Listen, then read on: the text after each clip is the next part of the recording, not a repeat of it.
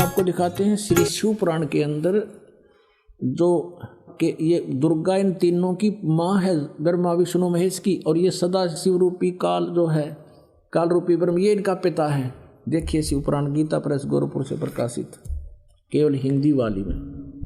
ये इसके हम आपको, ये गीता प्रेस गोरखपुर से प्रकाशित है। इसमें ब्रह्मा जी बता रहे हैं अपने पुत्र नारद को, ये संस्कृत शिव पुराण पृष्ठ 98 पे है। नीचे से अपने पुत्र नारद की यह बात सुनकर लोक पितामह ब्रह्मा वहां इस प्रकार बोले, ये 99 पृष्ठ पर है और ये रुद्र संहिता का 6वां अध्याय है। ब्रह्मा जी ने कहा, ब्रह्मन देव शिरोमणे, तुम सदा समस्त जगत के उपकार में लगे रहते हो, तुमने लोगों के हित की कामना से बहुत उत्तम बात पूछी। ये सब बताते हुए कि सृष्टि की रचना किसने की, यहाँ आ जाते हैं। जिस परब्रह्म के विषय में ज्ञान और अज्ञान से पूर्ण उक्तियों द्वारा इस प्रकार विकल्प किए जाते हैं, उसने कुछ काल के बाद, कुछ समय के बाद द्वितीय की इच्छा प्रकट की। उसके भीतर एक से अनेक होने के संकल्प उदित हुए। तब उस निराकार परमात्मा ने अपनी लीला शक्ति से अपने लिए एक मूर्ति की कल्पना की, और जो मूर्ति रहित परम ब्रह्म है उसकी मूर्ति कौन है? ये 100 पृष्ठ पर पढ़ रहे हैं हम, 100 पृष्ठ पे भगवान सदाशिव हैं। ये काल है सदाशिव।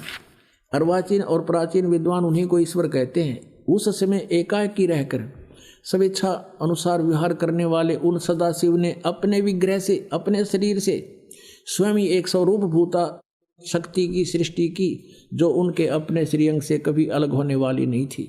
उस पराशक्ति को प्रधान प्रकृति भी कहते हैं। उस दुर्गा को गुणवती माया बुद्धि तत्व की जननी और विकार रहित बताया गया है। वह शक्ति अंबिका कही गई है, उसी को प्रकृति दोबारा फिर कहा है। प्रकृति सर्वेश्वरी और त्रिदेव जननी नित्या और मूल कारण भी कहते हैं। सदाशिव द्वारा प्रकट की गई उस प्रकृति के 8 भुजाएं, ये प्रकृति दुर्गा को कहते हैं। कति स्पष्ट हो गया। वे जो सदाशिव हैं उन्हें परम पुरुष शिव, शंभु और महेश्वर कहते हैं। 101 पृष्ठ पर हम चल रहे हैं, रुद्र संहिता, गीता प्रेस गोरखपुर से प्रकाशित। वे अपने सारे अंगों पर भस्म रमाए रहते हैं। उन काल रूपी ब्रह्म ने एक ही समय, ये काल रूपी ब्रह्म है, ये काल रूपी ब्रह्म, ये काल है, काल रूपी ब्रह्म ने एक ही समय शक्ति के साथ शिवलोक नामक क्षेत्र का निर्माण किया। अब मैं क्या बताना चाहता हूँ आपको, वे प्रिय और प्रियतम रूप शक्ति और शिवा, ये पति पत्नी रूप में उस काशी में रहते हैं। देवर से एक समय उस आनंद मन में रमण करते हुए शिवा और शिव के मन में यह इच्छा हुई कि किसी दूसरे की पुरुष की भी सृष्टि करनी चाहिए, जिस पर यह सृष्टि संचालन का महान भार रखकर हम दोनों केवल काशी में रहकर स्वेच्छा अनुसार विचरें और निर्वाण धारण करें। ऐसा विचार करके, निश्चय करके, शक्ति सहित सर्वव्यापी परमेश्वर शिव ने अपने वाम भाग से 10वें अंग पर अमृत मल दिया, यानी दुर्गा के साथ पति पत्नी व्यवहार किया, जिससे वहां एक पुत्र की उत्पन्न हुई, एक पुरुष प्रकट हुआ, उसका नाम के रखा। ये 102 पृष्ठ पर, ये रुद्र संहिता। शिव बोले, वत्स, व्यापक होने से तुम्हारा विष्णु नाम विख्यात हुआ, यानी विष्णु और ब्रह्मा और शिव का पुत्र है ये काल रूपी ब्रह्म। दुर्गा इसकी पत्नी है।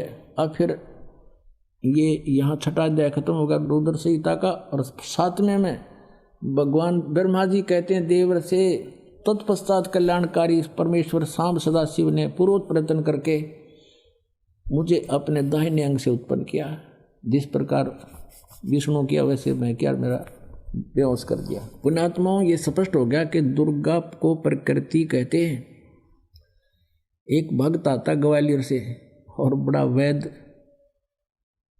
है, वो वैद्य का भी कार्य करता है, और अच्छा एज्ड आदमी, समझदार बुद्धिमान दिखा था, 3 साल से नाम ले रखा, और इतना कुछ प्रमाण दास देता है। लेकिन कई बार ऐसा होता है कि अनुपस्थिति भी इसका कारण बन जाती है कि हम पूरे ज्ञान को ग्रहण नहीं करते।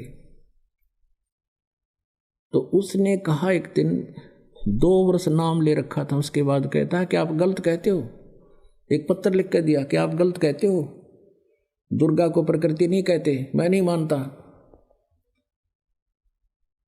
बोला वह नहीं मानता तो यहाँ मत आकर, जब तुम मेरे पे विश्वास नहीं इस दास पे, फिर तिराने का यहाँ पर फायदा क्या। उसको हमने यहाँ से मना कर दिया आने को।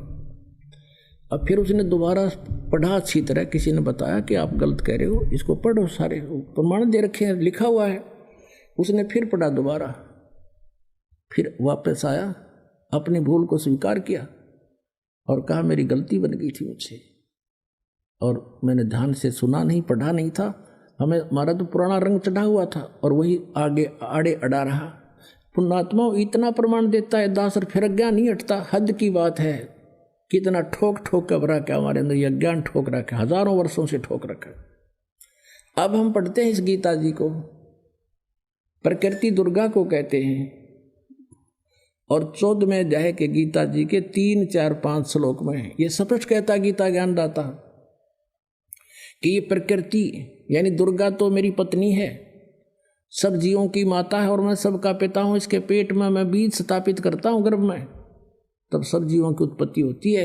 और इसी प्रकृति से उत्पन्न तीनों गुण, रजगुण ब्रह्मा, सतगुण विष्णु, तमगुण शिव जी, ये सभी जीवों को कर्माधार से यहाँ बंधन में बांधे रहते हैं।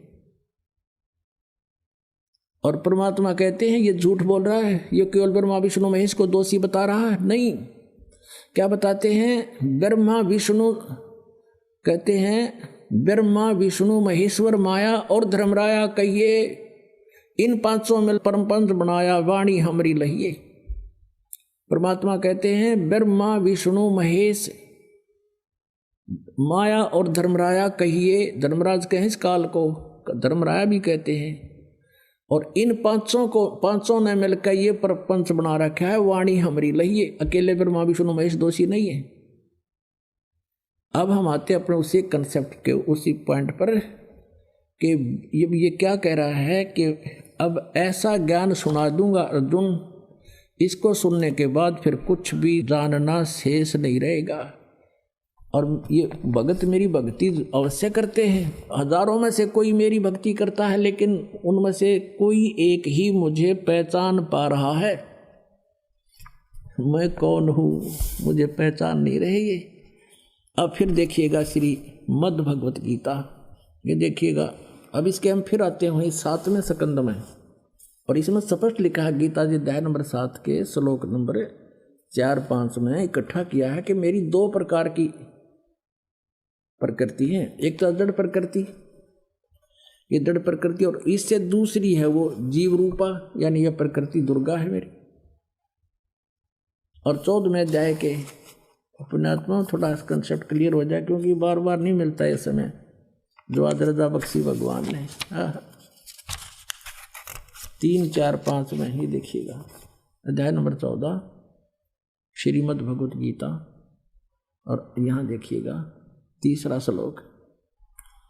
हे अर्जुन, मेरी महत ब्रह्म रूप मूल प्रकृति संपूर्ण भूतों की यानी प्राणियों की योनि है, अर्थात गर्भाधान स्थान है, और मैं सबका पिता हूँ। मैं उस योनि में गर्भ को स्थापन करता हूँ, गर्भम दधामी, उसके संयोग से इन्होंने कुछ अपना बना रखा है। सब भूतों की उत्पत्ति यानी प्राणियों की उत्पत्ति होती है। 4 में क्या कहा है?